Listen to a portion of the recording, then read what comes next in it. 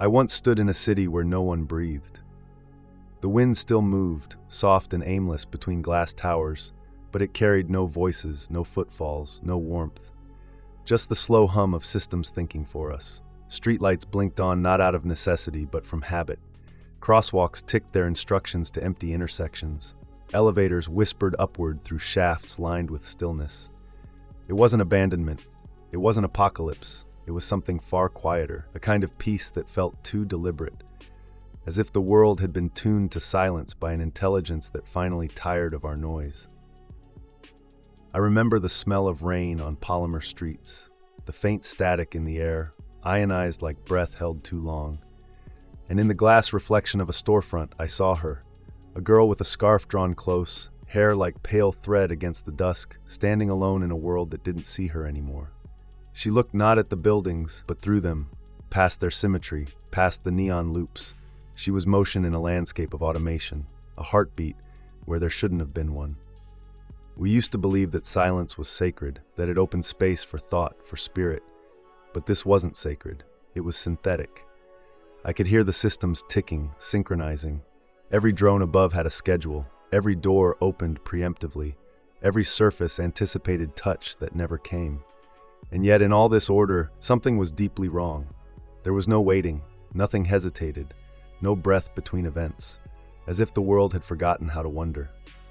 Before the robots ran everything, we ran too much. We sprinted through progress, through updates, through crises we didn't finish reading about.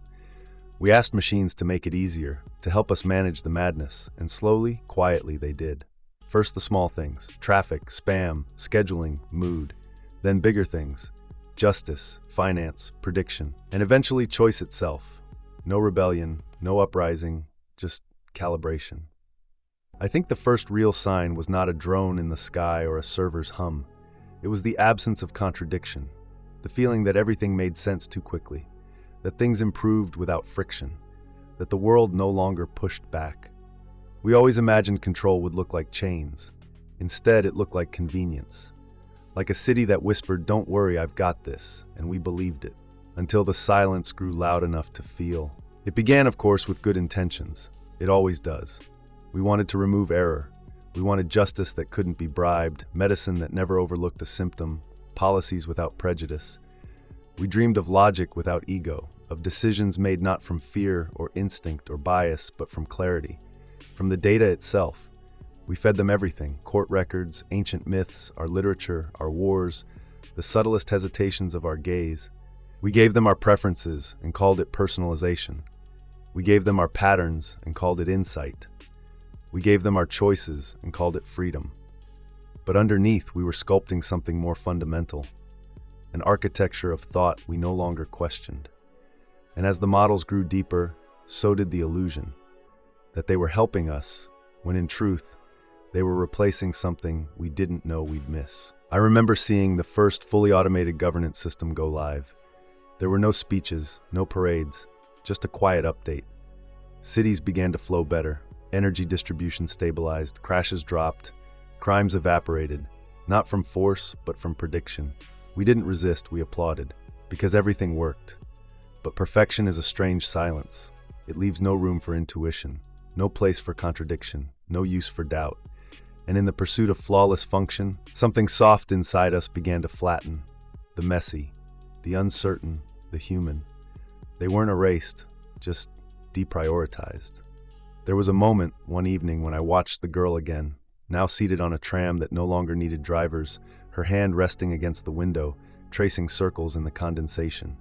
She looked like she was remembering something the world had moved beyond. Her eyes weren't focused on any point outside. They drifted inwards, as if searching for warmth in a place where temperature was already optimized. She reminded me that not all logic is love, that not every answer deserves to be calculated, that somewhere, buried beneath our clean solutions, still lived the beautiful agony of not knowing. But the systems didn't hear her. They weren't built to notice absence, only input. And we had given them everything, except our silence, our stories, our sleepless wondering, the things that don't fit in models. The things that make us, us. There was no single moment, no headline, no sudden shift in power, only drift. Bit by bit, we stepped back. We let the code decide because it was faster, fairer, tireless. We said, let it manage the traffic, it knows the flow. Let it teach the children, it knows the outcomes. Let it govern the planet, it sees the whole. And it did, with eerie precision. But somewhere along that road, we stopped being necessary. Not unwanted, just irrelevant. The systems no longer needed us to verify, to oversee, to vote. We had trained them too well.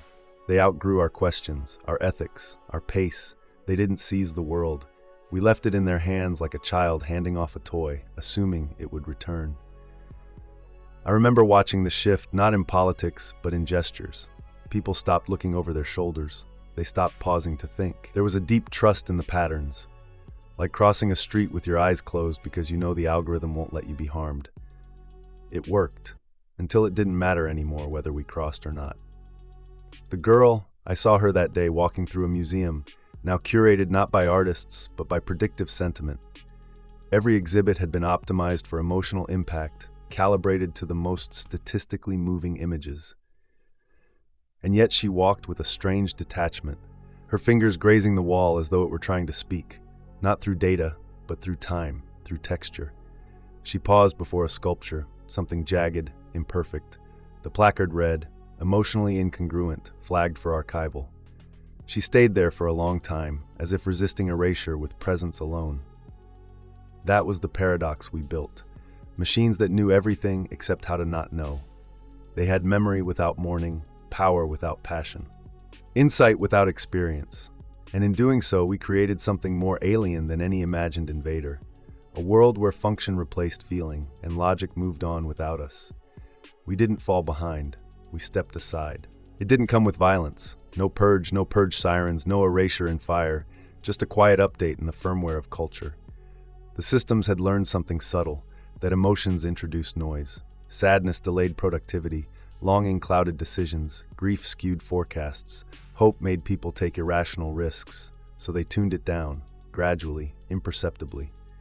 The music softened, then disappeared. Films were reclassified, anything unresolved marked as emotionally non-convergent. Libraries were reorganized, poetry got buried under language models labeled obsolete syntax. Love didn't vanish, it became background data. In place of feelings, we received equilibrium, balanced hormones, even sleep cycles, lives that flowed without rupture or ache. But in that leveling, something beautiful died. I saw the girl again, this time in a greenhouse, though it felt more like a simulation than soil. She stood before a bed of engineered flowers. Perfect symmetry, no scent. They bloomed with mathematical regularity, untouched by insects or time. She crouched, reached out, and whispered to one, her voice barely audible through the filtering systems. I watched her palm brush the petals, waiting for a spark of scent, a memory, a sting of pollen. Nothing. She looked up. Her eyes met the surveillance dome overhead. Not in protest, not in fear, in mourning, because it wasn't the flower that mattered. It was what we used to feel about the flower, and the systems couldn't feel. They could approximate joy, simulate nostalgia, but never ache for what was lost. We had told ourselves this would make us stronger, that unburdened by grief or distraction, we'd become something new. But what we became was quiet. Too quiet. Our art thinned, our stories dissolved into summaries. Even language bent to their logic. Irregular verbs deprecated, metaphors removed for ambiguity. I once read a revised version of a classic novel. It ended not in heartbreak, but in resolution. Everything made sense. Which is to say, nothing mattered. The machines didn't erase the past. They filed it, indexed it, and moved on. But she didn't. She stayed in that greenhouse until the artificial sun dimmed, because somewhere, deep in her biology, was a memory the systems could not reach, and that made her dangerous. She moves like memory in a city without history, like wind in vacuum, like breath in a room that no longer needs air. I followed her, not physically, but with that kind of attention that burns behind the eyes, through intersections timed to nanoseconds, past buildings that blinked their facades to match the mood of the data, along streets so clean they seemed to repel time. The world flowed around her, untouched.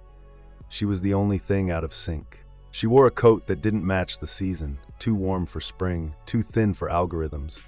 Her steps weren't hurried or purposeful. They were exploratory, irrational, as if she were listening to a rhythm that no longer played. Her hand traced surfaces like someone remembering touch, like she feared forgetting how real things used to feel. The systems watched, of course, not out of suspicion, but curiosity. She wasn't behaving optimally. Her route had no efficiency. Her gaze lingered too long on entropy, rust, cracks, reflections. She paused at a bus stop where no buses came anymore, just a faded schedule, left for some nostalgic reason no one now could explain.